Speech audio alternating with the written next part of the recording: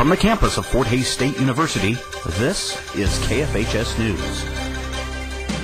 Your award-winning news begins now.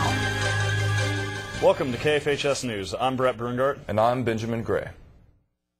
As a student, do you feel as though you don't have a say as to what happens on the Fort Hays campus? Well, here is your chance to change that. Coming up on April 28th and 29th, there will be a student referendum in order to vote on the proposed $2 per credit hour increase to the current athletic fee, which would bring the total athletic fee to $7.48 per credit hour. If you have any questions about this, feel free to contact your student government senator. Speaking of politics, the first televised debate between the candidates vying for Kansas's 1st district in the U.S. House of Representatives was held last night right here at FHSU. All 8 candidates, 7 Republicans and 1 Democrat, were in attendance and answered questions ranging from health care reform to illegal immigration, and were given opportunities for opening and closing statements. The event was held in the ballroom of the Memorial Union and was sponsored by the Hays Area Chamber of Commerce and other Hays organizations. After the debate, a reception was hosted for both candidates and anyone in attendance. Initial sponsors, Erica Gillespie and Brendan Worth, said getting all 8 candidates together was not easy, but they were happy with the outcome. We're all interested. Actually, the 2 of us had separate dates. I had half the candidates confirmed, he had half the candidates confirmed, so we joined our events together so we could get them all together. And you know, very lucky that it did work out. It's been great to work with the Chamber and the Fort Hays State campus and helping put this on. It's been a real successful event. I'm really excited about it. The primaries for Kansas's 1st district will be held on August 3rd, and the general election will be held November 2nd. Congressman Jerry Moran is currently holding the seat, but will be running for U.S. Senate in November. Spring is in the air here on the Fort Hays campus, and that means the grass is turning green, the birds are chirping, and the sounds of construction equipment fill the air. Picken Hall has been undergoing a massive renovation both inside and out. Picken Hall is an icon on the Fort Hays campus, but it has been closed for renovations for the entire 2009-2010 school year. I came here once in high school and saw it during a tour, but it was just a quick look around.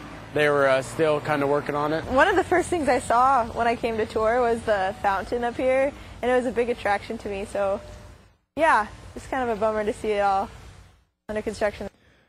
Picken Hall is going through a complete renovation that will cost $4.5 million. The last major renovation was in 1960. The architects that designed the building and the approval that was given through the administration has created a very good environment in that building. It's totally different than the old one. Everything is really top of the line. So I think people will be pleasantly surprised that haven't seen the building since before the renovation. The interior of the building probably won't even be recognizable. Completion of Picken Hall is scheduled for the 1st of June. Both the interior and exterior were recreated to have both classic style and modern amenities. Admissions, financial assistance, the registrar's office, academic advising, the Kelly Center, and student fiscal services will all be housed in the new remodeled building. This will create a one-stop shopping experience for both current and future Tigers. Picken will reopen in early June, and the university offices will be able to start moving in to get ready for the fall semester. Plans are currently underway for a grand opening ceremony that will coincide with the tailgate festivities in September. Don't get too used to seeing all the same buildings around campus. Agnew Hall is about to get a very big makeover. The FHSU campus is in need of renovations to keep up with the curve of other universities across Kansas. Demolition of Agnew Hall will take place over the summer. The building will be completely torn down and remodeled into suite-style living accommodations. The asbestos abatement will begin June 1st, and complete demolition of the hall will begin in July. The building is not currently handicap accessible, but upon completion of the renovations, Agnew Hall will have full handicap accessibilities. Construction of the new building is expected to begin early next fall.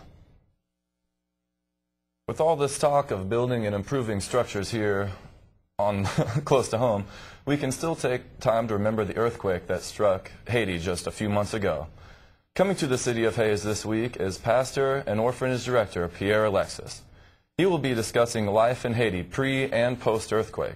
Alexis will talk about issues related to poverty, healthcare, education, and adoption in Haiti.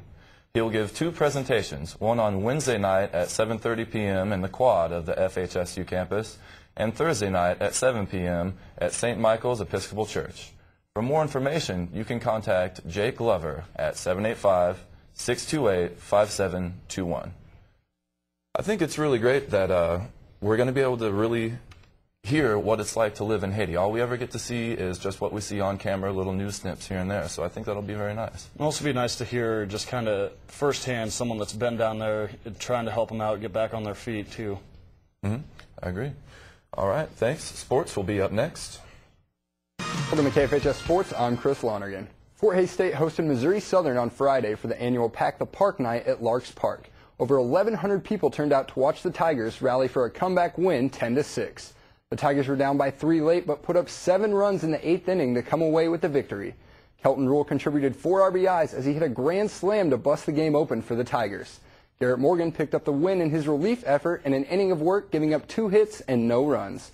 After winning the series opener, the Tigers dropped Saturday's game by a score of 12-7 after giving up 8 runs in the 4th, and they split the doubleheader on Sunday, winning the first game 10-9 and falling in the second game 14-10.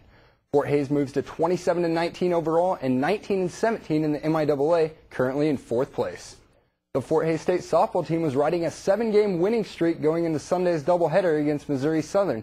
The Lady Tigers looked to keep their precision pitching hot and their hot bats going as they took on the Lions in Game 1 with an old-fashioned pitcher's duel as the game was tied going into the 7th inning at 0-0.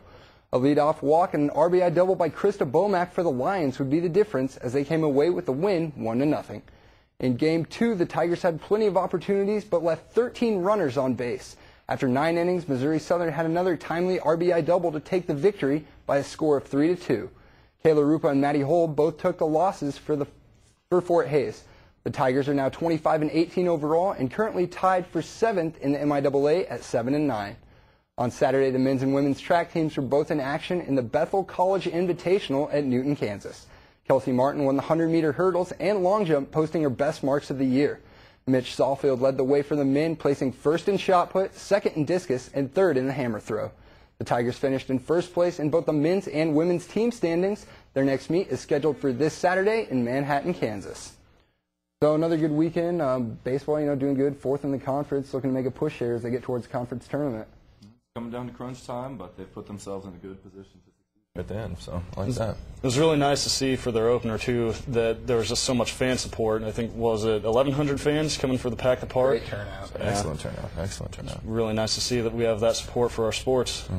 Thanks for watching. Stay tuned for Around Town at 5:30.